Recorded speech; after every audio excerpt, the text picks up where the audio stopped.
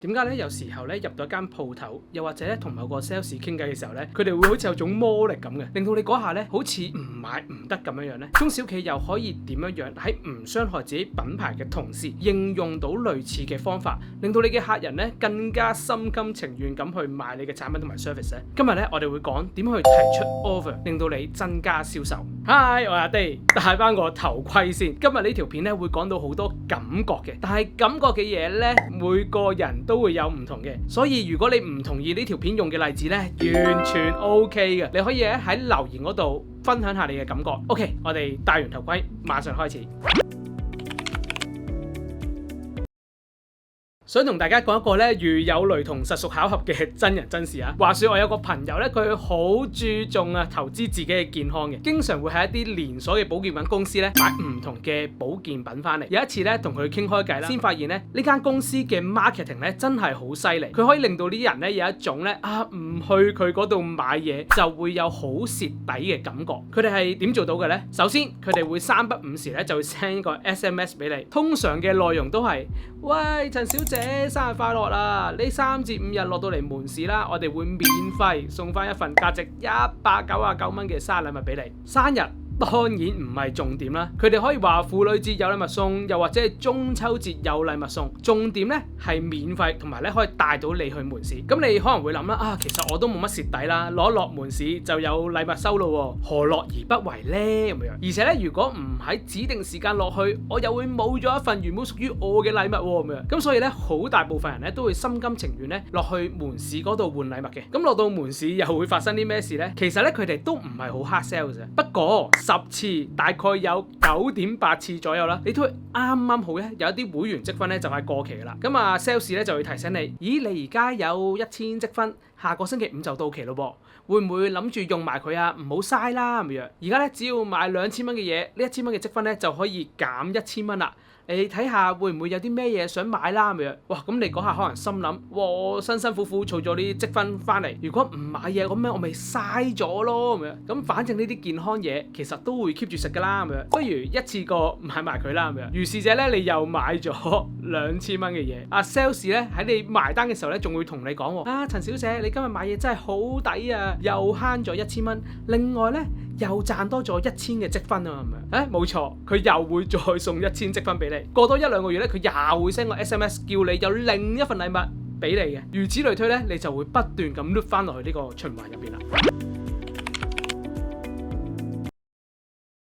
一般人咧，通常唔係咁簡單就會作出改變嘅。例如你玩 Facebook、IG， 你會覺得可能好嘥時間啦。睇嗰啲研究講佢哋係點樣用 notification 同埋 infinity scroll 令到啲人上癮。但係咧，當你真正想戒甩佢嘅時候咧，又會覺得好困難嘅。因為一打開手機咧，就會好自然咁去打開個 apps， 好自然咁去碌嗰啲 post 或者 views 啦。喺冇意識嘅狀況之下咧，你已經碌咗 social media 咧成半個鐘啦。就算咧有好多理性嘅數據話俾你聽 social media 係嘥時間，但真係要作出改變咧，其實一啲都唔容易嘅。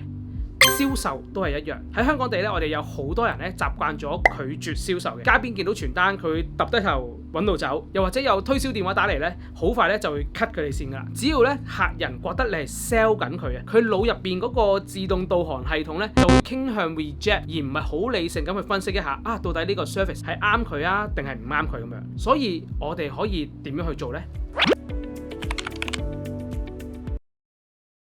根據今日心理學指出啦，有80% 嘅決定咧係由情緒主導嘅，只有20% 嘅決定咧係由理性主導嘅。特別係當你處於肚餓啊、憤怒啊、孤單啊、疲倦嘅時候咧，情緒主導咧係會佔咗100% 嘅。所以咧，我經常同嗰啲朋友講啦，喂，如果你想用理性嘅角度咧去說服你女朋友咧，其實係一件好唔理性嘅事嚟嘅。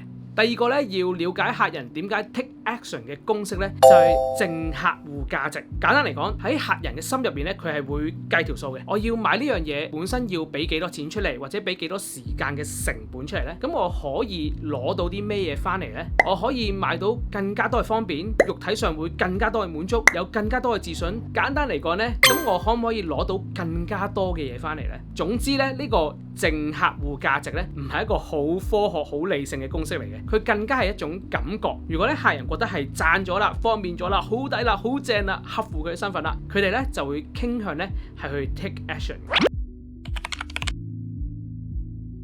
所以提出 offer 其實咧係同情緒高度相關嘅。其中一個咧就係 FOMO。Fear of missing out。例如咧，你會經常見到咧，邊年邊月邊日之前買咧就可以有50% 嘅 discount， 又或者係一個 one time 嘅 offer。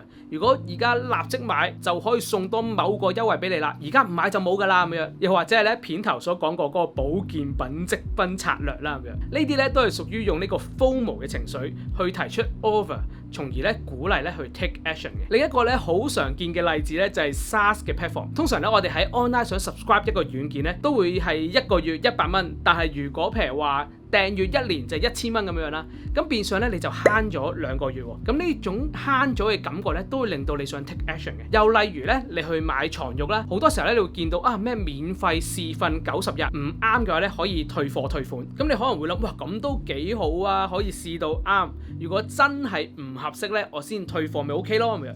但係咧，現實上真係會退貨人咧係好少嘅，因為咧雖然話你係試瞓啦，但係其實咧你已經擁有咗佢90日㗎啦。大部分人咧都唔中意咧自己有啲嘢咧係俾其他人攞走嘅，再加上咧通常退貨咧係麻煩好多嘅，你又已經咧抌咗原本嗰張床褥，如果而家退貨咧又要再揾個另一張新床褥，所以咧真係會退貨人咧係好少嘅。諸如此類嘅 offer 咧仲有好多嘅，例如咧便利店咧成日會用咩1件5蚊、3件9蚊咁樣，咁會引到你去諗啊2件即係幾多錢咧咁樣，同埋通常咧喺呢個情況之下咧你係會買3件嘅。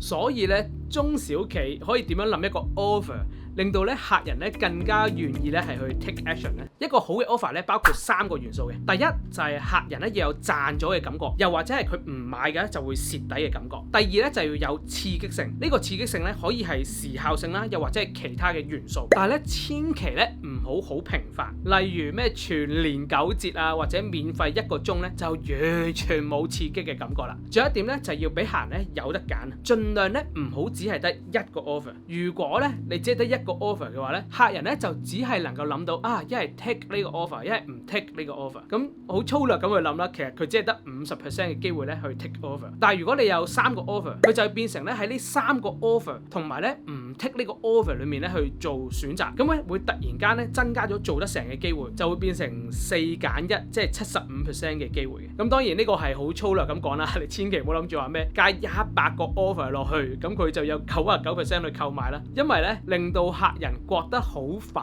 其實係一個好大嘅阻力，係阻止咗佢哋去買嘢嘅。